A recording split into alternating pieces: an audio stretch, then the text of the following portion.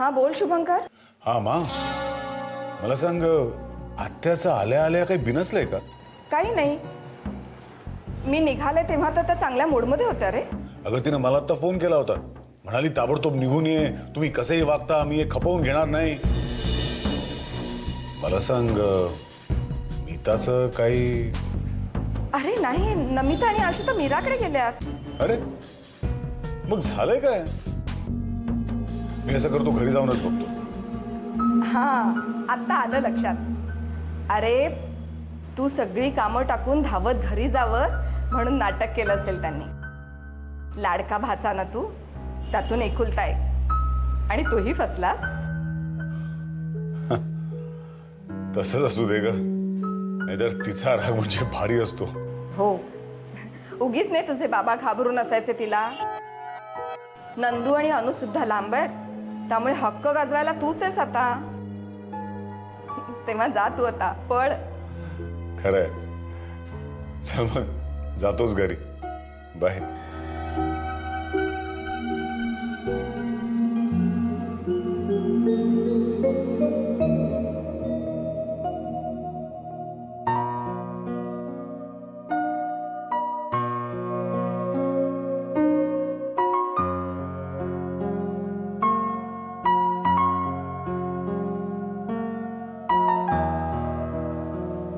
थोडासा मोठा असतास तर किती बरं झालं असतं रे. आपण दोघांनी मिळून ना सगळ्या प्रॉब्लेमवर सोल्युशन काढलं असतं. 2 दिवसात क्लासची फी भरायची आणि नाही भरली तर क्लास सोडावा लागणार आहे. आजच वॉर्निंग दिली आहे सरांनी तशी. दूधवाला आणि वाणी आधीच आईबाबांना खूप त्रास देतात आणि त्यात आणखीन हे. मी कसं सांगू रे बाबांना हे? सांग ना. मला काही कळतच नाहीये. सगळ्यांनी वर्षभराची फी आधीच भरली आहे. फक्त मलाच दर महिन्याला बदलायची मुदत दिली आहे. आणि आता हे असं. सांग ना, मी काय करू? आशुहत्याकडून घेऊ पैसे?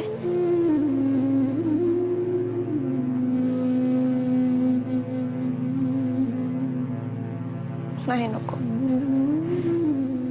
तिच्याकडून पण कसे घ्यायचे ना सारखे? आई बाबांना पण नाही आवडणार. बाबांना कमीपणा वाटतं. आपले आई बाबा इतके चांगले आहेत तरी त्यांनाच का दरवेळेला असा त्रास होतो? बोल ना. ताईबाई आल्या का शाळेतून? दूध बिल, इलेक्ट्रिक बिल, पाणी बिल. हॅलो, दुष्यंतला त्रास देऊ नको. आई सुद्धा बाहेर गेली आणि नाश्ता करून ठेवलाय तुझा. आज जा, खाऊन घे जा. शाळेतून आलेस ना, भूक लागली असेल. ए बाळा, जा लवकर. मलू, ए मलू.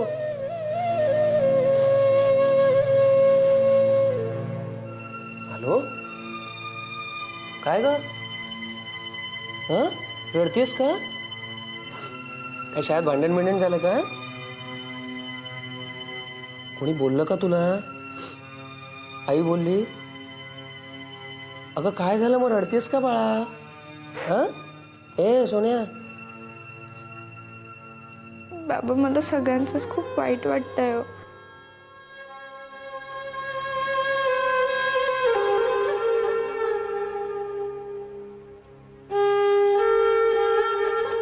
जा बा, नाश्ता करून घे जा. ए, भूक लागली आहे ना? जा, नाश्ता केला छानपैकी, जा.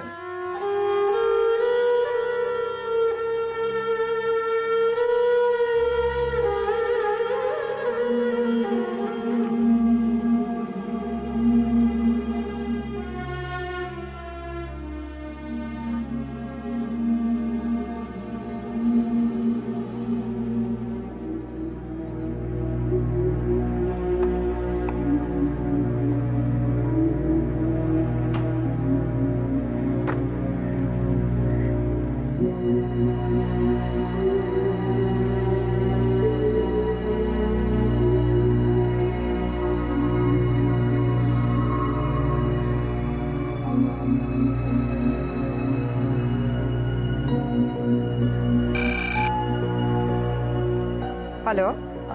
मी नमिता प्रधान बोलते. आवाज ओळखला मी तुमचा. बोला ना. मी तुम्हाला आधी फोन केला होता तेव्हा एक गोष्ट सांगायची राहून गेली म्हणून फोन केलाय.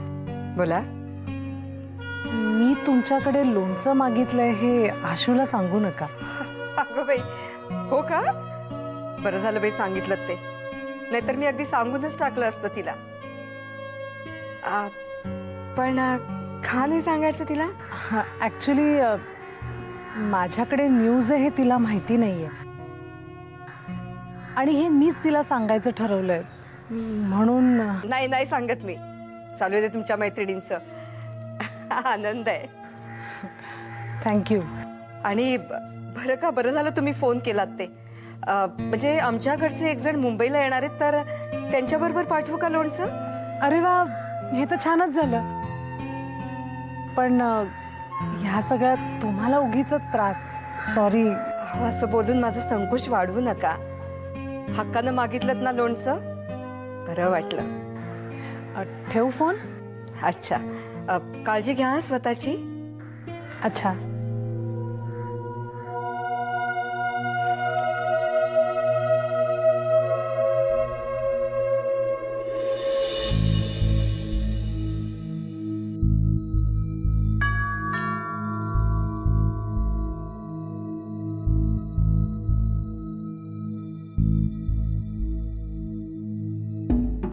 त्या आलीस? हां. ये. अरे, आज ऑफिसमधून लवकर आलास? कसं काय? मीच त्याला बोलून घेतलं इथे.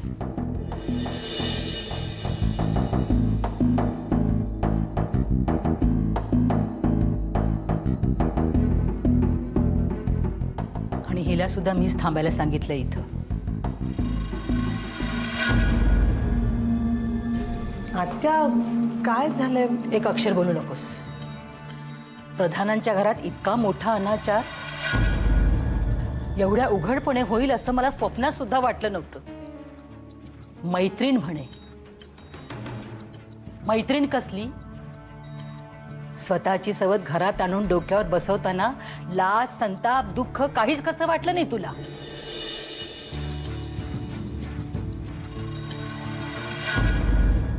आत्या, काय बोलतेस तू हे? अगं हे बघ, हे असं काही नाहीये. आणि मला सांग, हे सांगितलं कोणी तुला?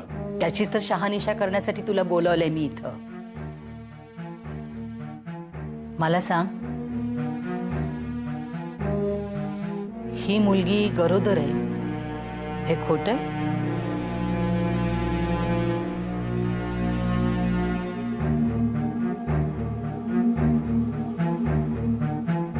नाही, खरं आहे. तिच्या मुलाचा बाप तूच आहेस ना?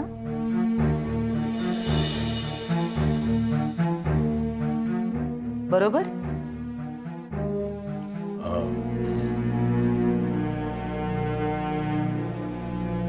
हो.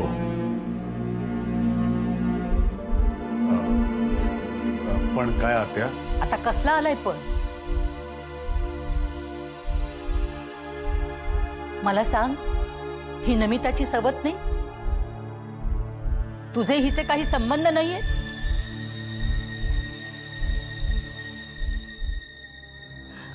परमेश्वरा, या प्रधानांच्या घराला कसले रे दिवस दाखवलेस तू?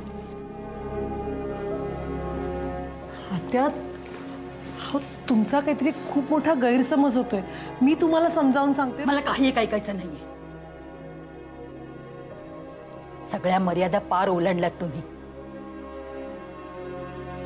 आता काय बोलायचं आणि काय ऐकायचं? किती अभिमान होता मला इराचा, शुभंकरचा, तुझा. सगळं मातीत मिळवलं तुम्ही. इतका अनाचार करून वर उजळ माथ्याने हिंडतात तुम्ही सगळे. पण मला लाज आहे ग, आहे मला लाज. आत्या, आत्या, जरा माझं ऐकणार आहेस का प्लीज? एक अक्षर बोलू नका माझ्याशी. काय तुम्हाला थेरं करायची असतील ना ती करा. मी चालले. या घरातला एक पाण्याचा थेंब सुद्धा माझ्या घशाखाली उतरणार नाही आता. माझं माहेर संपलं.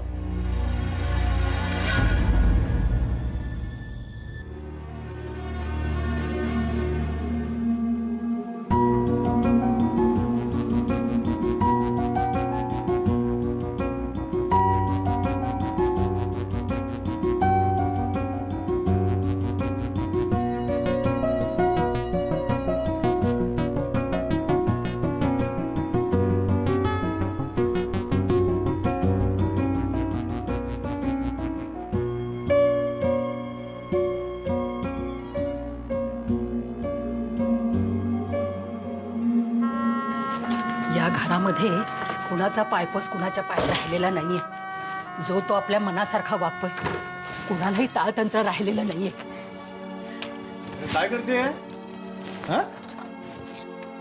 हे बघा, या घरात आपण अजिबात राहायचं नाही. तुमच्या पायाच्या ट्रीटमेंटसाठी वाटेल तर आपण एखाद्या हॉटेलमध्ये मुक्काम ठोकूया, पण इथं अजिबात राहायचं नाही.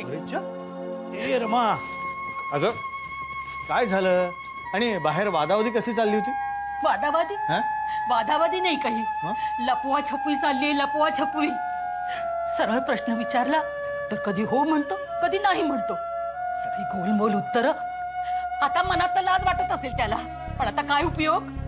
प्रधानांच्या नावाला बट्टा लागायचा तो लागलाच ना. रमा रमा, एक मिनिट. हे बघ, तो होही म्हणतोय नाही म्हणतोय ना, म्हणजे नक्कीच त्याच्याकडे काहीतरी एक्सप्लेनेशन असणार. अगं पण तू त्याला बोलू तर देशील ना? तुझं म्हणजे घे सुरी की घाल उरी. हा, तुझ्या या अशा डोक्यात राग घालण्याच्या स्वभावामुळे ना समोरच्या माणसाला धर तू अशी बोलता देखील येत नाही. हे बघ रमा, आधी तुझं डोकं शांत होते. हा, नंतर मी त्याच्याशी काय ते बोलतो. ठीक आहे? काही गरज नाही बोलायची. त्याच्याजवळ काही उरलेलंच नाही आता बोलायला. ए रमा, अगं ऐक तर माझं. रमा,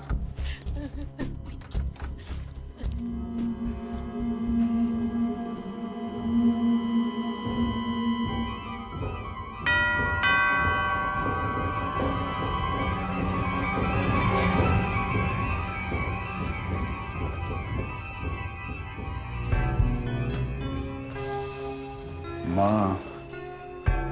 अगं थोडा प्रॉब्लेम झालाय. खरं तर आल्या आल्याच तुला त्रास द्यायला नकोय, पण इलाज नाहीये.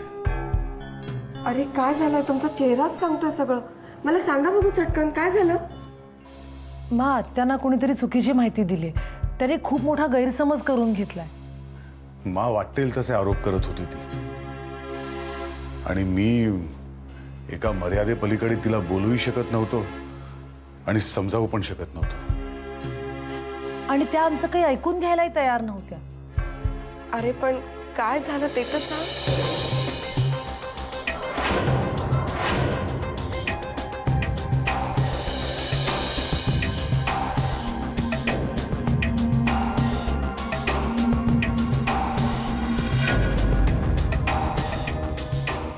ठीक आहे, मी बघते काय करायचं ते. आणि तुम्ही आत्यांबद्दल मनात आडी ठेवू नका. मी काढते त्यांची समजूत. आशू,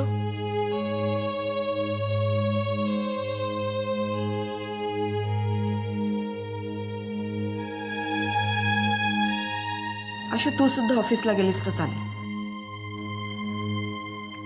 नाही, मी आज सुट्टी घेतली होती चेकअपसाठी. पण वेळ आहे तर मी मालूला भेटून येऊ. आमचं फोनवर ठरलं होतं भेटायचं. आता थोड्या वेळाने तिच्या क्लासची वेळ होईल. जातो आशू. आशू, आत्यांच्या वतीने मी माफी मागते तुझी. तू आत्यांबद्दल गैरसमज नको करून घेऊस. आशू बाळा, तू टेन्शन नको ग घेऊस. मी सगळं ठीक करीन. तुझा मूड ठीक कर आणि मग जा मालविकाला भेटायला.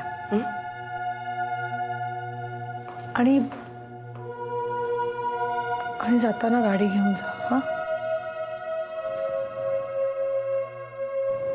मी फ्रेश होऊन मग निघते थोड्या वेळाने.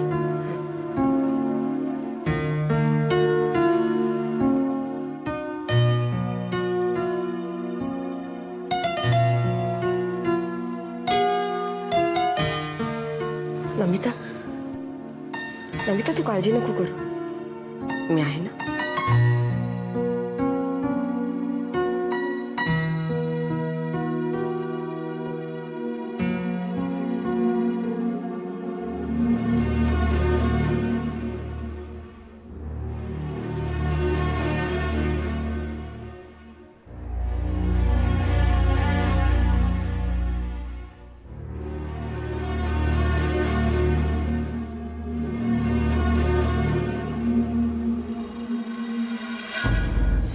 इथेच थांबवा.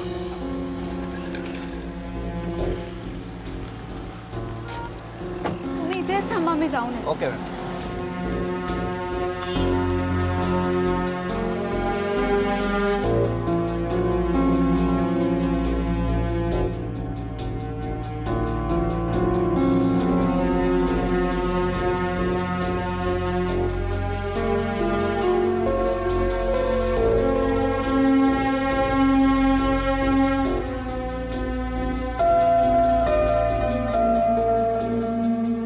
कशी आहेस? मस्त. बस. मला वाटलं होतं तू भेटणारच नाहीस आता. असं नाही बोलायचं. मी आले की नाही तुला भेटायला. हो ग, पण खूप वेगळं वाटतंय. म्हणजे तू आहेस तरी तू खूप लांब गेली आहेस. मला तुझ्यापर्यंत पोहोचताच येणार नाही असं वाटतंय. मला माहिती आहे. नाही, तुला नाही माहिती आहात. तू दूधवाला वाणी आईबाबांना थकलेल्या पशावरून इतकं बोलतात ना, तुला काहीच माहिती नाहीये. तरी सुद्धा मी फोन नव्हते करणार तुला, पण क्लासची फी पण बाकी आहे. खरं तर वर्षाच्या आधीच भरायची असते सगळी फी, पण आईबाबांनी रिक्वेस्ट केली म्हणून मुदत तरी दिली आहे. खूप ओढाताण होते दोघांची. फीचा विषय काढायची हिंमतच होत नाही माझी त्यांच्यासमोर. मी तर क्लासेस सोडून देणार होते. नाही या शिक्षणाच्या बाबतीत आणि अभ्यासाच्या बाबतीत अजिबात हायगाई करायची नाही.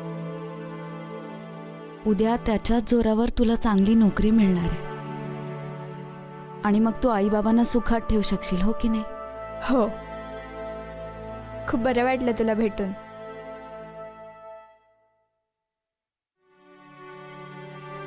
हे घे. नाही, नको. घे सांगतेय ना.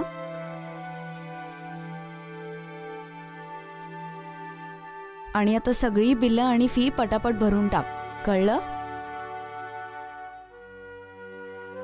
मी पैसे दिलेत म्हटल्यावर वहिनी थैत्याट करेल हे माहिती आपल्याला, पण मी स्वतः येऊन तिच्यासमोर उठाबशा काढायला तयार आहे. तू त्याची काळजी करू नकोस. चला पळा आता. हो.